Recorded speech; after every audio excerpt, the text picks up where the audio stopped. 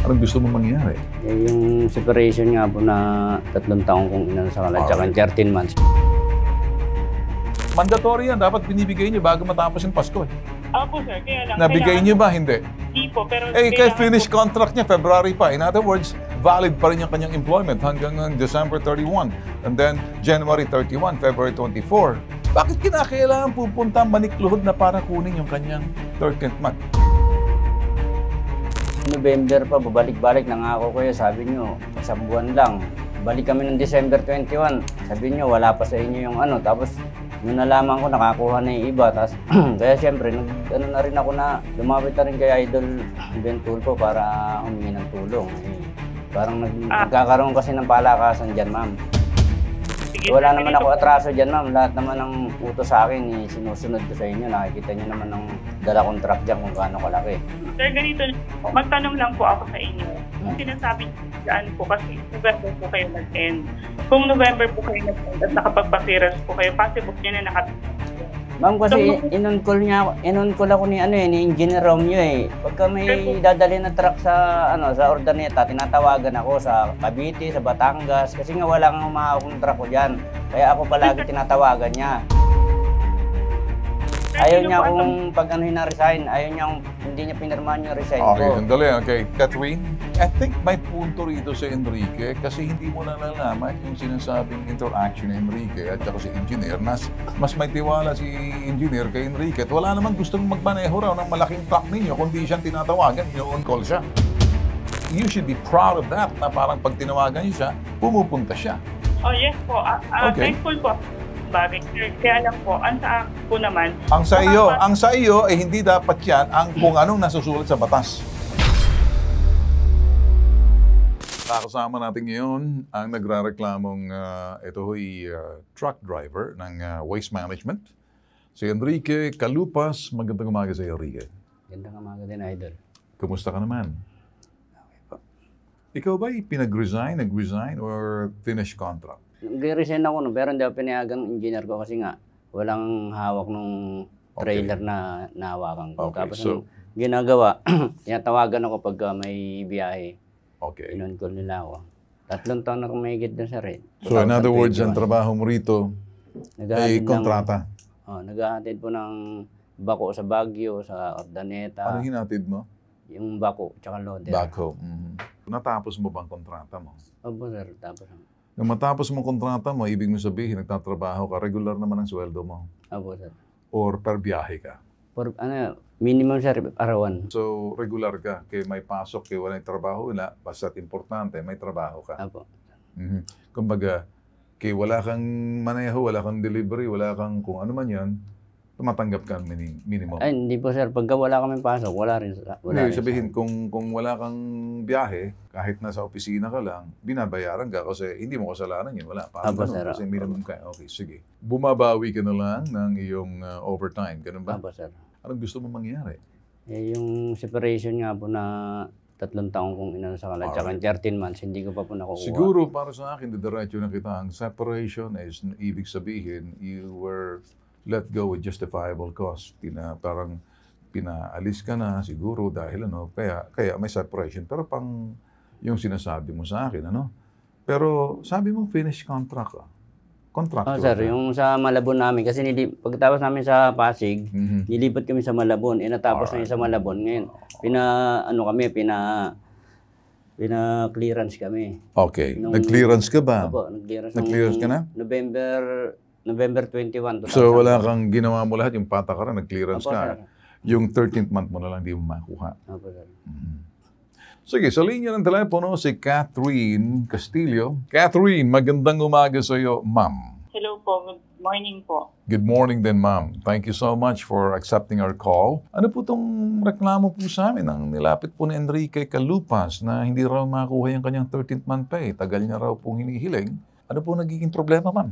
Upon checking po dun sa kanyang record po, si Mr. Enrique Calupas po nag-start po last February 1, 2021. Okay. At nag-end February 2022. before po. Okay. So, finished contract siya. Hindi po siya finish contract kasi ang finish contract po ng Malabon ay last October po. If nag-end po February 29, ang tingin ko po dito, sir, hindi po siya nakapag-clearance po. Kasi kung Clearance lang. Gusto mong ibig sabihin, so hindi niya makukuha yung kanyang 13th month pay or kung meron man mga back pay or anything hanggat hindi siya mag-clearance. Tama?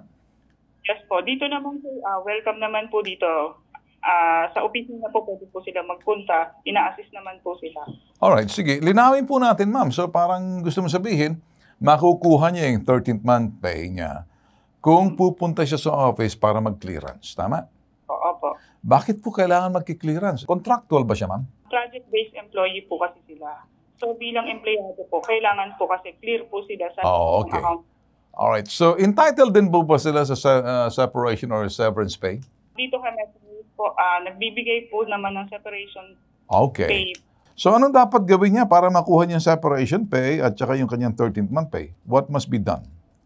Kailangan po niya magpa-clearance. Tapos, po, kung wala po siyang naging violation po dito, ma-assist po siya na makakuha siya ng separation pay. Pero ulitin po, sir, kailangan po niya Anong ibig sabihin kung walang violation tsaka niya makukuha yung separation pay? Mandatory naman po, sir, yung kapag halimbawa maayos na nag-exit, nakapagpa-clearance si employee, walang ninakaw, walang kahit anong nilabag na patakaran sa kumpanya, entitled po naman sila sa kanilang separation pay. So, okay. So, ibig mong sabihin, hindi siya nakapag-clear. Yes po. Ang kailangan mag-clear lang siya. Apo. Let's just say, kung kailangan siya mag-clear, bakit hindi niya makuha yung 13th month pay niya? Iba naman yung separation. Hindi ba ang 13th month binibigay kahit every end of the year? O minsan 13th month, bago matapos yung taon, binibigay. Yes po. Kahit na Actually po, retroactive man lang, ma'am, dapat binibigay nyo. Kasi karapatan niya po yun sa law. The law is a law, hindi ba? yes po, ibinibigay po naman iyon. Kaya nga lang po, sa case po ni Mr. Enrique Calupas na nag-end po ng February, tapos ngayon lang po sa magpa-follow up, parang ang layo na po kasi nung Sandali, pagitan. ma'am, sandali. Are you trying to fault her na nag-end No na yung naman. Hindi ba dapat voluntarily, obligatory, mandatory, binibigay niyo ang 13th month pay on or Opo. before the year end, let's say kung 2024, dapat nabigay niyo na yan. Po, actually po sir, kung nakapagpa-clearance po siya ng So, February. sandali, ma'am. Ibig mo Oh. sabihin, umalis na siya ng October, tama? Opo, wala na po siyang record sa amin ng October. Why is it nung pabalik-balik na siya, why can't you just tell him exactly, hey, mag-clear ka muna, ito yung sheet, pilapan mo to, pumunta ka ganito, pumunta ka ng ganyan. Pag napilapan mo ngayong araw, tapos na tayo yan. Yung Yes. sinet po log sheet dito ng mga visitors, wala naman po ako nakita na pangalan niya. Chinek mo yung visitor? Log sheet, opo. Kasi may mga... Teka may muna. Former employee niyo, bakit kinakailangan visitor ang former employee niyo yan para kunin yung kanyang sweldo? Hindi naman siya bisita eh. I don't understand the logic. Tell me. If sir, kunyari po, nag-end po siya ng February. So, Okay, nag-end siya ng February. Okay, sige. Pero December, yung kanyang 13th month, hindi niya naibigay. Possible po niyan, sir. Sandali. And then, don't say possible. Bakit hindi niyo? Mandatory yan. Dapat binibigay niyo bago matapos yung Pasko eh. Opo, sir. Kaya lang. Nabigay niyo ba? Hindi. Hindi po, pero... Eh, kaya kailangan finish po- contract niya, February pa. In other words, valid pa rin yung kanyang employment hanggang December 31. And then, January 31, February 24. Bakit kinakailangan pupunta manikluhod na para kunin yung kanyang 13th month? Siguro doon sa 13th month, hindi yung pwedeng bawasan doon. Doon siguro sa separation pay niya kasi mag-clear siya muna. Pero ang 13th month, may suspetsya ba kayo na may bad record to? Tanong ko sa'yo, may bad record ba siya? Meron ba siyang mga bagay na hindi na sa uli? Na to which baka palanaw ninyo nagnakaw? Meron ba? Sir, yun nga po. Since hindi po kasi siya nakapagpa-clearance sa amin, possible po na ganun po yung naging scenario. Pero yung 13th month, kailangan ba na ibibigay niyo magki-clearance? Dapat mag-clearance muna siya kahit na natapos yung taon, December 2024? Sir, kailangan po kasi niya i-surrender kung ano. Halimbawa po, ang O, ID. sandali muna. Magkaiba yung 13th month doon sa clearance, doon sa mga para nang sa ganun, makiklear siya. Pero do not hold the money, especially on 13th month pay. Actually, sir, hindi naman po namin i-hold yung Bakit claim. hindi niya pa nakukuha? Pumunta na sa amin. Makinig ka, no? Hindi po kami Department of Labor, hindi po namin trabaho ng Department of Labor. Kami nag-iimbestiga lamang. Alam niyo kung tutusin, ano? Pag pinatawag kayo sa Senado niyan, unang-una lahat, sasabihin ko sa inyo. Alam ko naman siguro si Jingo Estrada pa ang pagdating sa mga labor, local to, ano? Iba naman yung pagdating kasi sa migrant worker kay Rafi yan. Senator Rafi. Ngayon, gusto ko lang sabihin sa iyo. Hindi maganda ang dating para sa akin kasi ang 13th month, pinagtatrabaho yun. Pagkatapos matapos yung taon, binibigay nyo bago matapos yung taon before Christmas para man lang. Mandato yan eh. Hindi nyo pwedeng i-hold yan eh. Pwede nyo i-hold siguro yung kanyang separation pay kung meron man siya. Sir, ganito po. Pasensya na po kayo. Hindi naman po intention o hindi naman po hinuhold yung kanya. Alright, sige mama, sige. I will not engage a debate with you kasi ito, mayroong nagreklamo. Sagutin mo nga yung kanyang sinasabi, Enrique. Kasi ma'am, nung November pa, babalik-balik, nangako kayo, sabi nyo, 1 buwan lang. Balik kami ng December 21, sabi nyo, wala pa sa inyo yung ano. Tapos, nung nalaman ko, nakakuha na yung iba. Tapos, kaya syempre, na rin ako na, lumapit na rin kay Idol Ben Tulfo para humingi ng tulong. Parang nagkakaroon kasi ng palakasan dyan, ma'am. Sige, Wala sir, naman ganito ako atraso dyan, ma'am. Lahat naman ng utos sa akin, sinusunod ko sa inyo. Nakikita nyo naman ng dala contract dyan kung gaano kalaki. Sir, ganito po. Magtanong lang po ako sa inyo. Kung sinasabi niyo dyan po kasi November po kayo nag-end. Kung November po kayo nag-end at nakapagpa-clearance po kayo, possible nyo na nakatapos. Ma'am, kasi in-on-call ako ni Engineer Romeo eh. Pagka may dadalhin na truck sa sa Ordaneta, tinatawagan ako sa Cavite, sa Batangas kasi nga wala kang humahawak ng truck ko diyan. Kaya ako palagi tinatawagan niya. Sir, Ayaw sino niya po ang kung pag-anuhin na resign, hindi niya pinirmahan yung resign Okay, ko. sandali, okay. Catherine, I think may punto rito si Enrique kasi hindi mo nalalaman yung sinasabing interaction ni Enrique at saka si Engineer. Mas may tiwala si Engineer kay Enrique at wala namang gustong magmaneho raw ng malaking truck ninyo kundi siyang tinatawagan, on call siya. You should be proud of that na parang pag tinawagan niyo siya, pumupunta siya. Oh, yes po. Okay. Thankful po. Bagay. Kaya lang po, ang sa akin po naman, Ang sa iyo ay hindi dapat yan ang kung anong nasusulat sa batas. sir, You can I do not want to engage with you. Listen carefully. Listen good. Attorney Karen Bueno Halmasco, nakikinig sa ating arbiter ng DOLE, Mediator Arbiter National Capital Region. Attorney Halmasco, Bueno Halmasco, what do you think sa napapakinggan nyo habang in the time nakikinig sa amin sa interaction namin itong si itong si Catherine? What do you think? Hi, Sir Ben, and to all our viewers. Base po dun sa binabanggit po ni Ma'am Catherine, ay hindi po pwedeng nakaangkla sa clearance. Ito pong pambibigay ng 13th month. Yes. This is mandated by the law. Dapat ibinigay ito kay Sir before December 24 Yes. of the every year po. Kasi po itong 13th month may parang pinaka-incentive eh. As to the separation pay, well, ito po, kagaya po ng bagay kanina, contractual, but the management said na nagbibigay talaga sila during kung wala mang hindi okay sa records nitong empleyado. So, pero yung pong binabanggit na ang empleyado pa mismo yung mag-follow up para po dito sa mga monetary benefits na binibigay ng batas, hindi po dapat na ganun po ang senaryo. Ito po ay dapat ay mandated at obligasyon po na ibigay ng ating pong mga employer. Ayan, narinig mo, Catherine. Ang nagsalita, abogado na, mediator, arbiter ng DOLE, ha? yes po. Kailan mo bibigay kay Enrique yung 13th month pay niya, dapat bago on or before December 24, last year, kailangan nyo yun. Alam mo, incentive yung mga tao pagdating ng Pasko, kaya may 13th month pay, panggastos eh. Di ba? Mandato pero pagdating doon sa siguro, separation pay, pwede siguro yun kung totoo man. Sa akin lang kasi, alam mo, Catherine, ako, isang CEO and the president of Bitag Multimedia Network with people also. I want to make sure na ang pagbigay ng 13th month pay before Christmas. Yung hinahamak na the first week of and then buo, if not bago magamit nila sa pagpasko. Normally, 21, 22 natatanggap na yan eh. Kasi mandato ng batas yan. Bakit hindi mo magawa yan?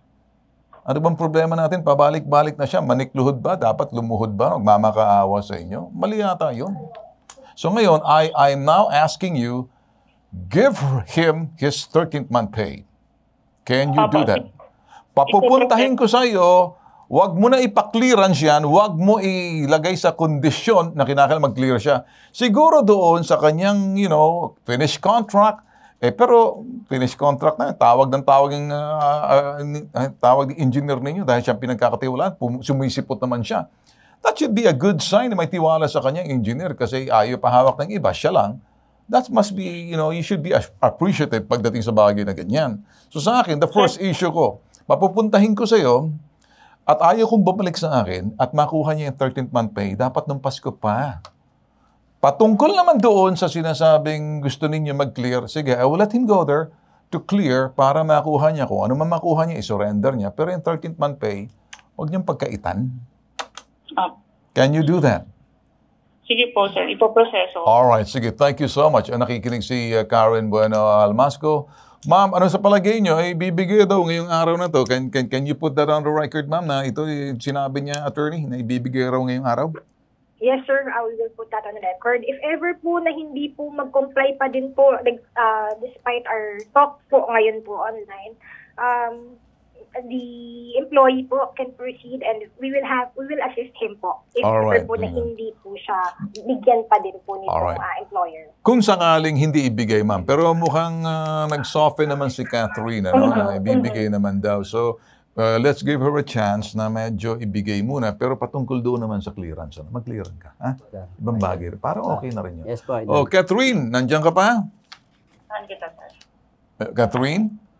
Yes po, sir. Sorry. Papapuntahin ko para makuha yung 13th month pay, kawawa naman. Pagkatapos, patungkol doon sa clearance, naniniwala ako dapat mag-clearance din siya. Pero wag naman ipatiban yung 13th month, pabalik-balik. Ibigay na natin muna, ma'am, tapos ipa-clear niyo siya. Okay ba sa'yo? Okay po. Humingi po ako ng pasensya, sir. Alright, I understand. And that's okay. I understand, it's okay. Sabihin natin slight oversight lang to. You still can make up, ibigay mo na lang. Attorney Karen Bueno Almasco, ako'y nagpapasalamat sa iyo and then you're basically listening. Maganda po yung nakikinig po kayo minsan, nakikita yung mga totoong tao, totoong pangyayari, mga totoong hamon, totoong problema, at totoong solusyon at aksyon ginagawa po natin din. Maraming salamat, attorney. Thank you, sir. Alright, sige, ganito na lang, boss, okay? Okay naman. At sa iyo naman, kay, sino to? Catherine, maraming salamat, Catherine, okay? Maraming salamat. Mabuhay po kayo, Catherine. Thank you so much for answering our call. Sige, ganito na lang. Iusin na lang, gawin na natin magandang pakiusap. Punta ka roon at kunin mo yung 13th month pay. Anong bibili mo? Helicopter? Yate? Ibang bayad na ng utang yun, sir. Sa mga... Magkano bang makukuha mo? Hindi ko nga po alam, sir. Nakaraan kasi... 13th month pay, magkano nakukuha mo sa 13th month? 25 no nakaraan. 25? 25. 25 pesos? 25 mil. Kasi kung 25 pesos, biglang pa kita ng 10. 10, tagbe 25. Pero 25 mil, masakit sa bulsa yun. Malaki-laki yun. Okay. Anyway, pinasasaya lang kita kasi mukha pensionado ka Okay ba sa'yo? Okay, sir. Salamat, sir. Maraming salamat. Wala namang problema sa amin. Ako naman, kamusta naman si Mrs.? Masaya na? Masaya na po. Nakikinig may yun. Rin ako, sir, kay Idol Rapi. May award din ako ron may award ka? Taxi driver pa ako. Okay, ikaw. Anong award ang gusto mong bigay ko sa'yo? Salamat na, sir. Baka gusto ka tambi Ang award ko sa'yo, the most unique haircut. At dahil sa most unique haircut, unique ba yung haircut niya? Tapos may goma pa sa likod. Mas lading unique. Dahil dyan, bibigyan kita ng award. Laki. At pagkatapos, 2,000 pesos. Dahil dyan sa unique haircut mo niya. Okay? Thank you, sir. Salamat. 500. Sa isa yung manggagaling. Chris Ann, James, at saka si Zina, at saka... Teka muna, tatago ka pa, lumutang, iyan! Hindi na kinaltasan niyo. Babanggitin ko pa pangalan mo? Hindi na. Wag na lang, nahiya ka. Anonymous ka lang. 500, 1,000, 1,005, 2,000. Wala naman kang choice pag ako nagsabi. Gagawin nyo lang, ha? Pero, nakalista sa akin. Okay ba tayo yan? Boss, okay tayo. Thank you, sir. Salamat po. Ako po nagpapasalamat din sa iyo. At medyo kahit na paano, na-relax ka na. Medyo kapos na tayo ng oras. Ako, sir. Thank you na rin. Higit sa sumbungan, investigan. At anumang reklamo, binibigyan po namin ng solusyon at aksyon. Nag-iisang pambansang sumbungan, meron pong katangian na naiiba. Ayoko pong sinabing patak. Patak or tatak. Hindi, katangian po Baka pumatak yung luha ninyo Pag ako nagalit, ilalaban ka, di ka iiwan. Ako si Ben Bitag Tulfo. Ito po yung hashtag ipabitag mo.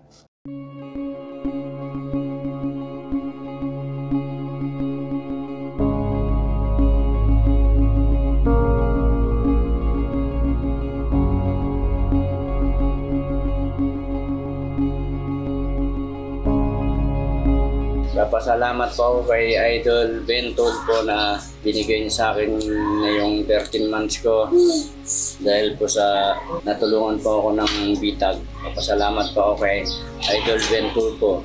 Isa siyang magiting na tao talaga na matulungin at hindi kayo iwan. Itong tao talaga si Idol Ben Tulfo. Yes, Idol, maraming salamat.